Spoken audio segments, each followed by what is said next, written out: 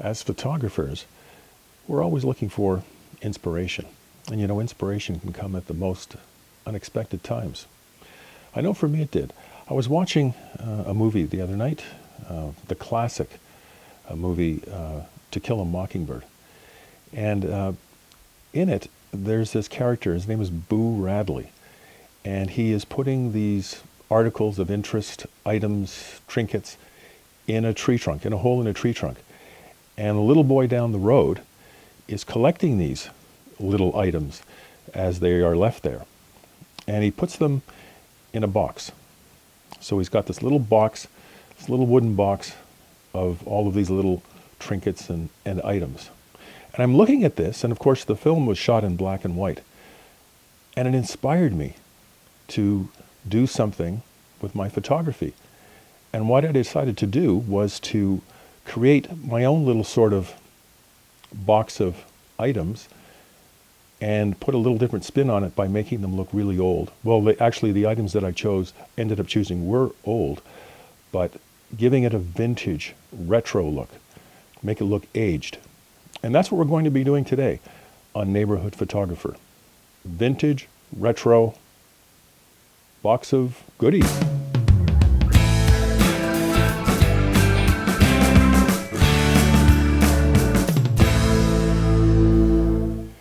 We're going to be using Photoshop, and we're going to be using a couple of plugins today to get the effects that we want. One of the plugins is a great black and white converter called Silver Efex Pro 2. It's in the Nik Collection, and it's great. It's one of the great black and white conversion softwares out there. There are many others, and of course everything we do today you can do in Photoshop, or at least most of it anyway. But it's just that Silver Efex Pro 2 is just so intuitive, and it's so much fun to use, and it gives you so many options. And it has one slider in particular in it called Structure, which can just do amazing things with your black and white. But we'll be using that, and also we're going to use Analog Efex Pro, and that is for a different aging vintage effect that we're going to be looking for today. So those are the softwares we're going to be using. And now as far as the items are concerned, something you can use anything. And I really encourage you to go through your house, go into your garage, go into your attic, go into your cupboard, anywhere, and you'd be surprised what you may have in your home. Now, I started off just grabbing all kinds of old things from anywhere in the house, and I had a collection on the table, and I was looking at them all, and none of it made any sense, but they were all old. Well, that was nice, but I for this particular project, I wanted to have it a little bit more thematic, although you don't have to. Now, to get back to Kill a Mockingbird, it took place, the setting was, I think, 1932, and it just so happened that I had a couple of coins from around there at that point. I think one is from 1931 and one is from 1923, so I grabbed those. And then I started to see a certain theme forming. A lot of the items that I was choosing had been left to me by my father after he passed away many, many years ago. So I decided to discard everything else, even though some of the items were really kind of cool, and I would have liked to have used them. But I decided for this project to use the theme of my father's items, my father's articles of interest. So that's what it is. But you can use something from your mother, you can use something that belongs to you, to anybody else. It doesn't have to be thematic at all. Maybe you have baseball cards. They work. Old magazines. Any number of things that you can use. And if you don't actually have these things, guess what? You can go out to flea markets or to little antique stores or shops by the road and pick up matchbooks, rusty tins, anything that is small, inexpensive. Put it together and make a vintage/retro kind of box of your own. So that's what we're doing today, okay? Let's take a look at all of that on the computer. Okay, so here we are with the items that belonged to my father, which he passed along to me. You have a cufflink here, a really old one. Here's a watch that he wore on his wrist for many, many years. Here are the coins, the nickels that I talked to you about. This one from 1931, this other one from 1923. A pair of glasses, his Boy Scout jackknife from 1932, 1933, around then. And this pocket watch from Waltham. They were very popular at the turn of the century, and I'm talking about the turn of the 19th century, or into the 20th century, actually, from the 19th century. This is from about 1903. So what we're going to do is convert this over to a black and white image, which will help to bring out the grain in this wood. You remember in the movie, they were using a wooden box, and I kind of wanted to duplicate that feel. So I'm actually using the top of a box, but it is wood. And so let's head on over to Silver Efex Pro 2 to do the conversion. Now, again, as I've mentioned before, I believe you can do all of this in Photoshop as well. I just like Silver Efex Pro. It gives you great detail. It's very intuitive. It's a lot of fun to use. If you're not familiar with it, if this is your first look at Silver Efex, well, I hope you like it. So you can reach it two ways from inside Photoshop. You can go to Filter and then go down to the Nik Collection and find it down here. Or you can do it this way, a way that I like doing it. There's actually a selective tool up here, and I'll open it up and then hit Silver Efex Pro 2. Now we'll head over there, and as we do so, I'd like to say that if you haven't subscribed yet to the channel, I'd love you to do so, and you'll get early updates on all new videos. So when the new video comes out, you will get notifications on it really, really quickly. Okay, so we're in Silver Efex Pro 2. Now this is not an instructional tutorial on Silver Efex Pro 2. Maybe I'll do one in the future. But if you aren't familiar with this particular software, what I'll do is I'll just give you a quick run through so that you're not completely lost as we start up here. Over here on the left-hand side, you have presets. Right now we're in neutral, which is this preset over here. Let me just close this up here. Okay, I'm going to open up the first one, which is global adjustments on the right-hand side. Now you'll see that with the neutral preset, all of these controls are at 0%. All right. Now, when you come over to the presets over here, which is a whole bunch of them, as soon as you hit one of them, and let's just try push process as an example. But when I press this, watch how these change over here. Okay. Some of them change. This one has gone up to 23%, or maybe low key, and it changes on the screen, of course, and all of these controls change.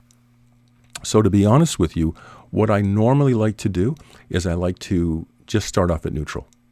And but for this particular one, there's a preset that I kind of like, and I used it, and it's called Wet Rocks. So let's press that. Okay? So we'll start with that. And to get more real estate on the screen, what I'm going to do now is I'm just going to get rid of this on the side, and we just hit this button up here, and the presets are gone. If you want them back, press it over here and they'll come back. Okay, so we're using the Wet Rocks preset, and things have moved over on the right-hand side just a little bit under these global adjustments. And quite frankly, I'm not going to do a whole lot more. That's how much I like the Wet Rocks preset, but I will show you a few little things. Now, this is the major brightness slider, if you will. And if you move it this way, obviously it's going to go brighter, and if you move it this way, it's going to go a lot darker. It's kind of a heavy hammer. To get it back to 0, the easiest way is just to double click on it like that, and it goes back to 0. A little bit more fine are these other ones in the brightness. You have the highlights. That affects the highlights, midtones, and shadows. All right. And then there's this very cool slider called dynamic brightness, which right now is at 0. And if you move it to the left, things go a little bit darker, but in a sort of dynamic way. It doesn't affect everything, and you can go brighter, and it's kind of nice. And it was at 0, and I'm going to put it at about, where do I want this? going to set it at about minus, I wanted it about minus 10, but there we go, about minus 10. Then you have contrast, which under the Wet Rocks preset has been boosted up to 40%. And I kind of like that. Amplify whites, I don't think we need to do that, or blacks, but just to show you how it works, if you amplify the blacks, okay, just kind of pushes the blacks down a little bit more. Soft contrast, that's an interesting slider. If you go to the left with this, watch what happens. It almost becomes like an HDR effect, okay? And if you go the other way, kind of a little bit different. So soft contrast, where do we want to put that? I don't want HDR, that's for sure, not for this. In as much as we're going for that vintage retro look, HDR wasn't around back then, so it wouldn't be too realistic. So I'm going to put it at about 10. Structure, this is the tool in Silver Efex Pro 2 that sells it for me. On almost any image you can use structure, and if you're doing landscapes in black and white, wow. This thing will make clouds pop, buildings pop, all kinds of things. It's a great slider.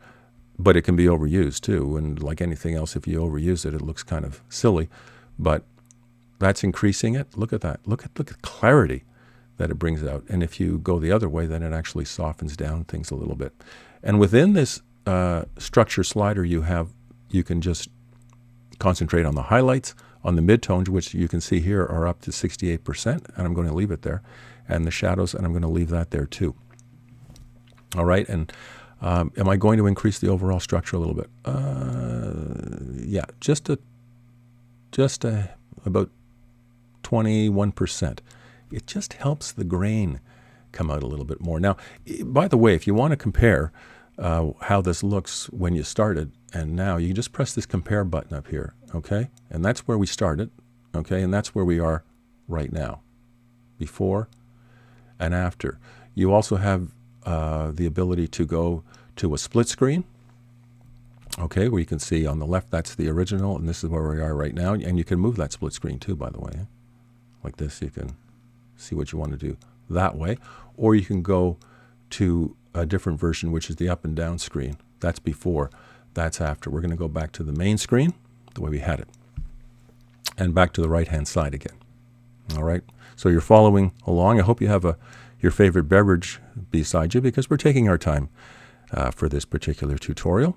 And we're just going to kind of wander through here a little bit. You have a fine structure slider here. This is a really fine-tuning thing, and it kind of just really goes to the edges. It will work nicely in here and in here. You might not notice it that much, but I'm just going to bump that up just a little bit. All right, now, I'm very proud of these nickels, and especially this one, because it says 1931 on it, and that's very close to the year that To Kill a Mockingbird took place in. So what we're going to do now is hit this up here, the global adjustments, and that will collapse. And we will hit selective adjustments, and that will expand that particular panel. Now, the other thing, aside from the structure button, or the structure slider in Silver Efex Pro 2 that is so great, is this thing here, control points. Now, control points in Silver Efex Pro 2 are tremendous because they give you all kinds of control over what parts of your image will be darker, which will be lighter, which will have more structure, which won't have it, all kinds of different things. This is a great little thing. So if you want to put a control point down, and I do, because what I want to do is I want to make this particular nickel just a little bit brighter, have a little more contrast, and have a little more clarity, because I want you to be able to see 1931 here really clearly. So what I'm going to do is hit this control point up here, and I'm going to drop a control point in the middle of this nickel right here. Okay, now, to increase or decrease the size of a control point, you do this. And there's the control point. Now, this is not a selection. Don't be confused with Photoshop and selections. This is not a selection. This is an area of influence, okay? So basically, I just want to influence the area of the nickel. It doesn't matter if I go outside a little bit or whatever. Am I doing it? Yeah, good enough. All right. What I want to do is just brighten that area up just a little bit. and you'll see it bleeding into here a little bit. Don't worry, we'll fix that in a moment. I want to increase the contrast a little bit. Look at that, sharpen up. And I want to increase the structure a little bit, just to make sure that you really see what's going on there. All right.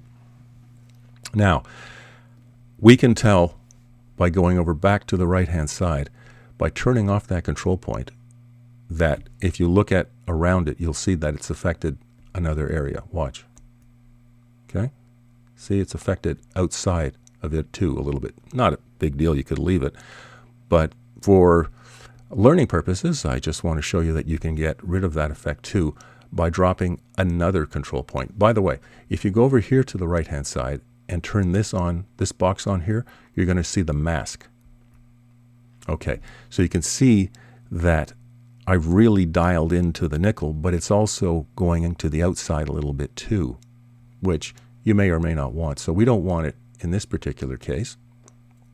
So we go back and we take another control point and we drop it right, say, here. All right? Let's see, we'll just make it a little bit smaller. Move it. We can also move that control point up a little bit, like that. Okay? And then we can drop another control point. It's a bit brighter here too. And it's all based on tonality, by the way. The control point is reading the tonality that you're dropping it on. Okay? So let's take a look and see how it looks behind the scenes with the mask. How's it looking? Okay, all the masks are on. Let's take a look at what it looks like now on that particular, on the first control point we put down over the nickel. All right, you're starting to see influencing a little bit less. So while the mask is still on, I'm going to drop another control point over here. Okay? And I'm going to drop another control point over here. And maybe another one over here. And I haven't even done anything with these. I've just dropped a control point. But you can see now that it's really dialed into just the nickel. Okay. So now we're back. The nickel is nice and sharp. It's a little bit brighter. And I think we have it where we want it as far as this is concerned.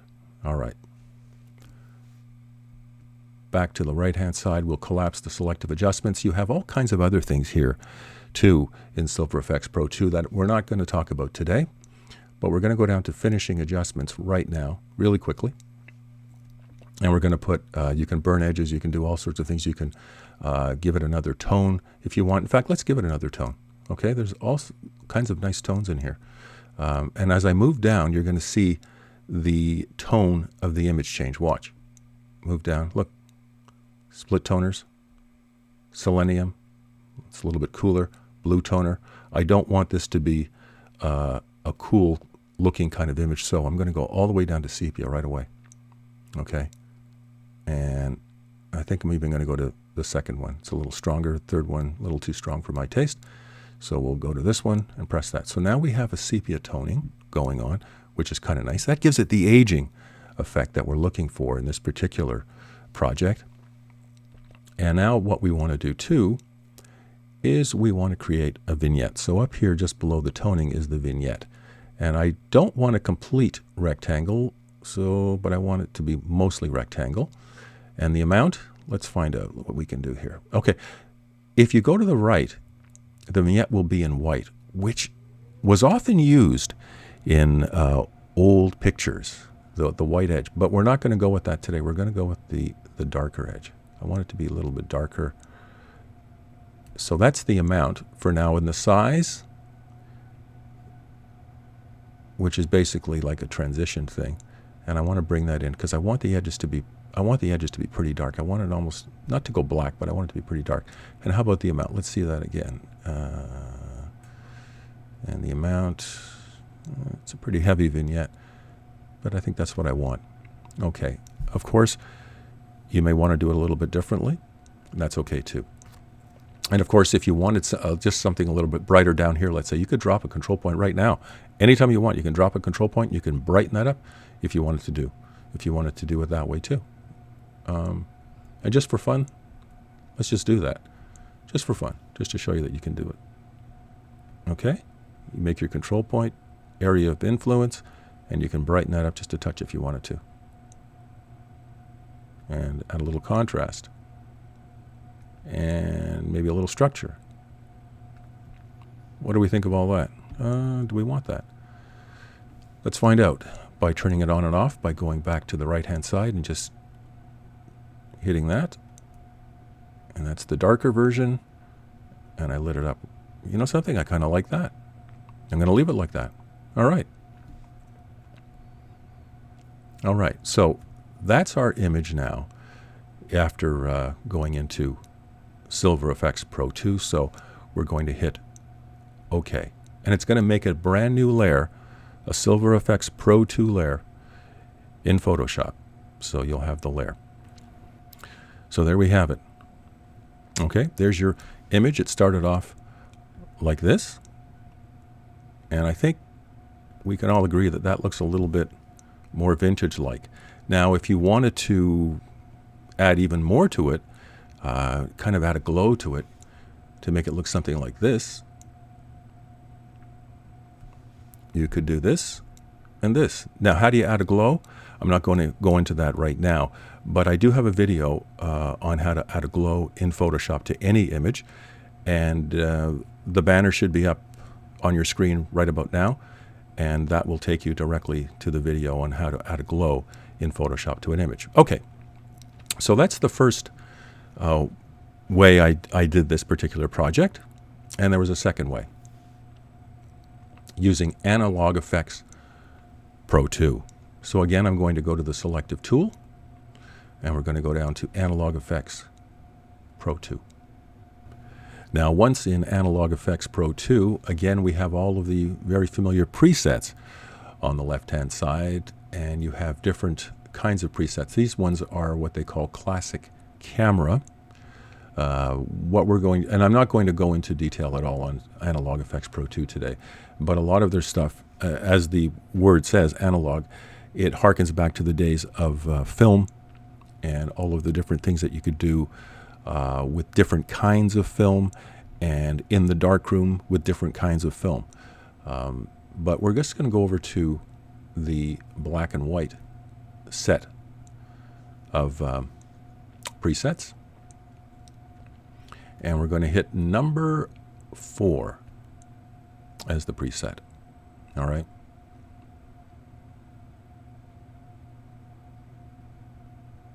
And here we go. I happen to like that one. And then if we come over to the right-hand side, I'm not doing any adjustments or anything like that. I'm just going to hit dirt and scratches. All right. So that comes down, and you can try all of these different things and so on and so forth. But I'm going to go right to scratches, and I'm going to hit this one right here.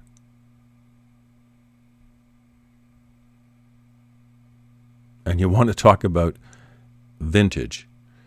There it is. I mean, this looks like it's been sitting in somebody's attic for the last 100 years. Hit OK, and there you have it back in Photoshop. And this was my finished image with that one. That's how I finished it off, putting a bit of a vignette on it. So there you have it. 2 different ways to make an image look like it's aged, vintage, retro. And of course, there are a million other ways to do it, and you do it the way you want to do it. So the inspiration for this project for me came from an old classic movie, To Kill a Mockingbird, starring Gregory Peck. Where's your next inspiration going to come from? And what kind of a vintage box of goodies are you going to create? We'll find out. Let me know. Until next time, I'm Ray Scott, reminding you that it's not what you see, it's how you see it. And I'll see you soon.